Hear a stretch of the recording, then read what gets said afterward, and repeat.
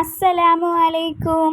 എല്ലാവരും മറ്റെന്തിനേക്കാളും ഏറ്റവും കൂടുതൽ ആഗ്രഹിക്കുന്ന കാര്യമാണ് നമ്മുടെ വീട്ടിലുള്ള സന്തോഷവും സമാധാനവും ഐക്യവും. ഒരാളോട് സമ്പത്ത് വേണോ വീട്ടിൽ സന്തോഷം വേണോ എന്ന് ചോദിച്ചാൽ തീർച്ചയായും അയാൾ തിരഞ്ഞെടുക്കുന്നത് വീട്ടിലെ സന്തോഷമാണ്.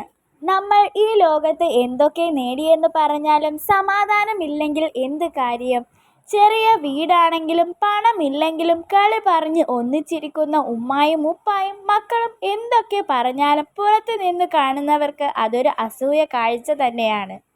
ഇന്നത്തെ കാലത്ത് ഒന്നിച്ച് ഭക്ഷണം കഴിക്കുന്ന, ഒന്നിച്ച് സംസാരിച്ചിരിക്കുന്ന കുടുംബം വളരെ കുറവാണ്. വീട്ടിലുള്ളവർ തമ്മിലുള്ള പ്രയാസങ്ങൾ മാറാൻ, പ്രശ്നങ്ങൾ മാറാൻ, അകൽച്ചയും പിണക്കവും മാറാൻ, വഴക്ക് ബഹളം ഇല്ലാതാകാൻ ഒരു ഖുർആനിക മാർഗമുണ്ട്.